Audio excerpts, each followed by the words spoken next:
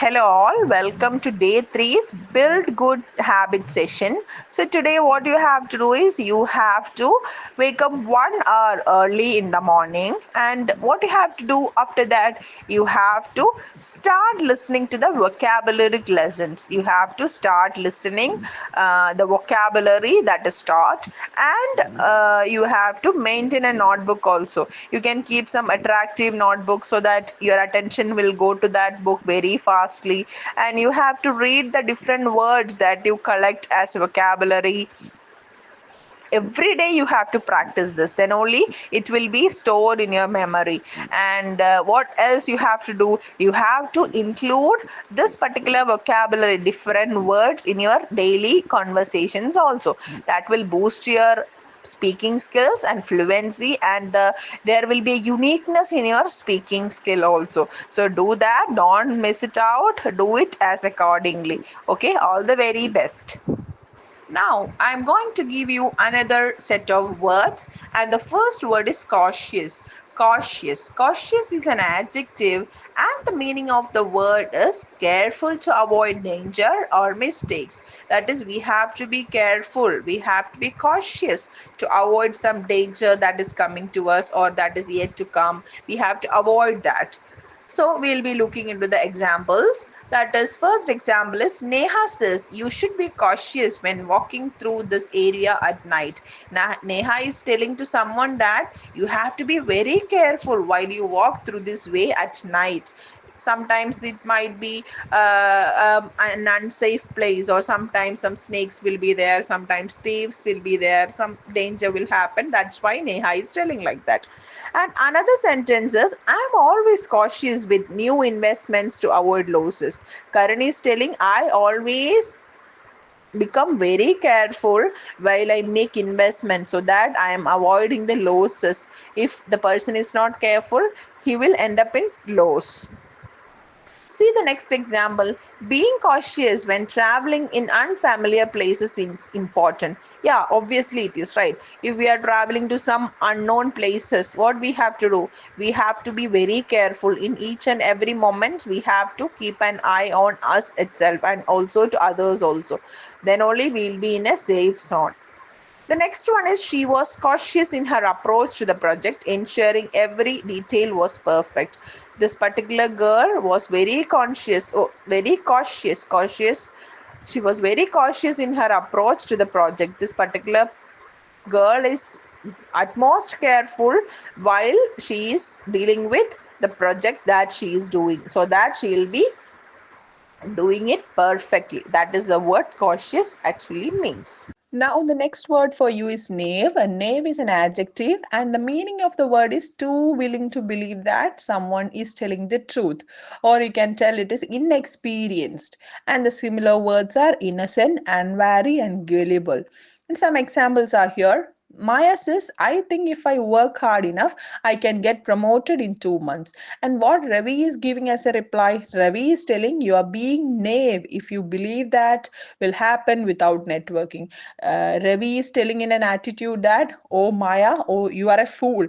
You are thinking that without having a proper network, how will you get the promotion? This particular girl, particular woman is not knowing how the things are going or around her, how the things are happening around her. She is simply telling that I will get a promotion if she work hard. No, it is not like that.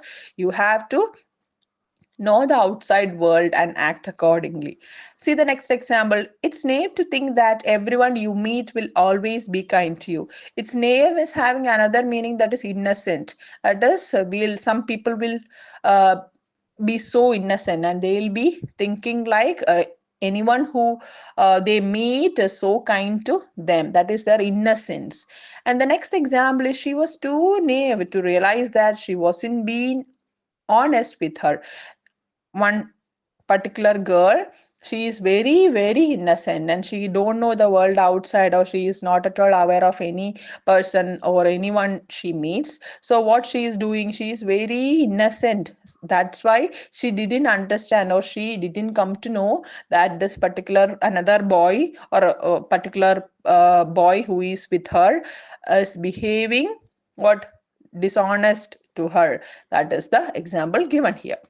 Now, the next word for you is reliable. Reliable. Reliable is an adjective, and the meaning of the word is consistently good in quality or performance.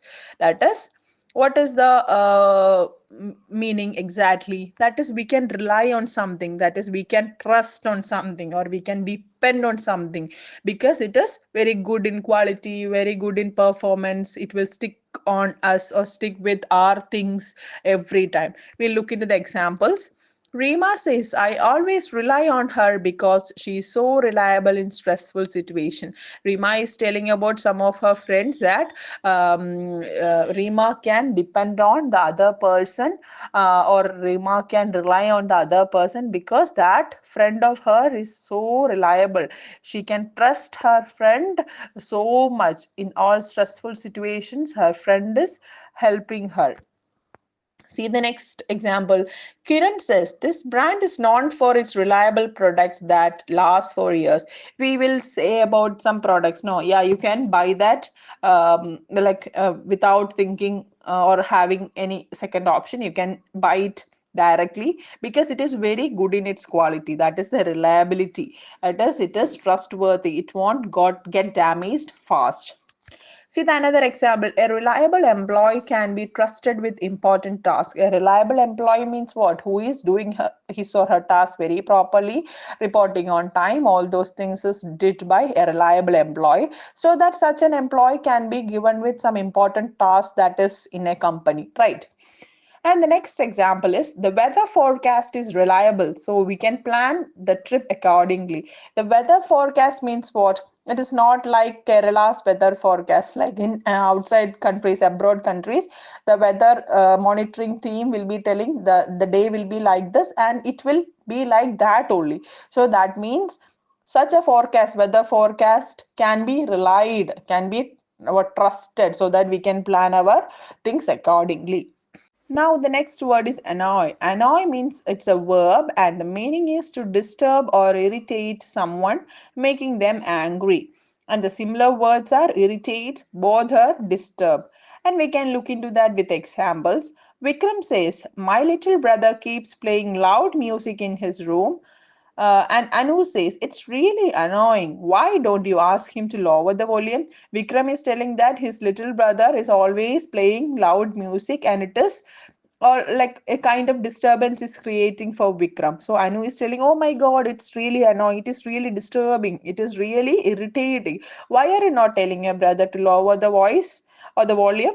And the next example is, it annoys me when people chew loudly at the table. Yeah, this is a common thing for everyone, right? Most of the people, I don't know for everyone it is there, but it is there for some people. If we are sitting in our dining room all together, all family members together, some people will have, will be chewing the food with some sound, right? So it will be disturbing. Like some will get disturbed by hearing the this particular sound they make while having the food.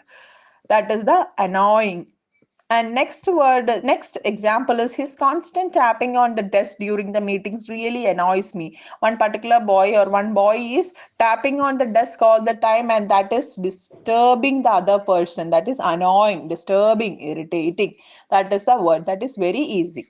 Now comes the next word, that is curious. Curious. Curious is a very familiar word, I think so, and it is an adjective only. And the meaning is eager to know or learn something. That is, we wish to know about something. That is our curiousness. While we watch some films and all, we'll be very curious during the climax time. No, we'll be looking very surprisingly, or we'll be very much excited or curious to know the climax of the movie. And similar words include inquisitive, eager, questioning. And some examples include Maya says, I'm curious to know how this new app works. Have you tried it? Maya is telling that I am really curious. That is, one particular app has launched right now or recently, and Maya is telling, oh my God, I'm really curious to know about the features of the app, how it works, like that. And Arjun is telling another thing, I'm always curious about the latest trends in technology. Arjun is telling that I am very much curious to know about the technological advancement. Day by day, technology is getting advanced, right? So, for knowing that, I am very much curious. I am very curious. That is my attitude. Arjun is telling like that. And the next one is she is very curious and loves asking questions to learn more. There are some people like they'll be behaving like that. They'll be like listening to some particular speech or anything they hear or come across, and they'll be asking questions because they are very much curious. That is their attitude. And the next example is his curious nature often leads him to discover interesting facts. That is also a very good habit of some people. That is, some people will be very curious and they will go behind some particular things and they will come up with new interesting findings. That is, some researchers, they will go in search of some like unfound things and they will come up by finding a very interesting fact or a thing or an object like that. It can be seen in some wildlife photographers, people like that. They'll be going behind some particular animals or birds and they'll be like coming up with a good result in their hand. They'll be taking the photographs of unique animals or birds and they'll be displaying it to the public, and that's such a wonderful thing. No, that is it. Now, the idiom for you is add fuel to the fire. That means to make a situation worse or intensify a conflict. That is simple. We usually use that Malayalam usage in our daily life, that if some problem is happening between some family or two people, and if we are going in between that problem and we are adding something into that, that is for making the problem more worse, if we are adding something into that, the problem will worsen, right? So that is what adding fuel to the fire. And examples are Sarah is thinking, Sarah saying, I think we should talk to them and clear things up. Jonas is replying, talking to them now might just add fuel to the fire. Let's wait until things calm down. What Sarah is telling? Sarah is telling that I think, can we go there or go to them and speak about the problem they are facing? But Jonas is telling, no, no, no, we should not go, because if we go there and talk about the problem or the issue they face right now again, that will provoke them, so that the problem will get worsened again and again. That is the thing they are discussing. So hope you understood adding fuel to the fire is this. Another example is when I mentioned the past argument, I only added fuel to the fire. I told the same instance just before. That is, if we talk about a situation that has happened in the past, if we are taking that situation now and talking about that, we are just adding fire to that problem, or sorry, we are adding fuel to that problem. We are making the problem worsen, or we are provoking that persons who are involved in the problem. See the next example. Telling him about the new promotion would just add fuel to the fire in the office group.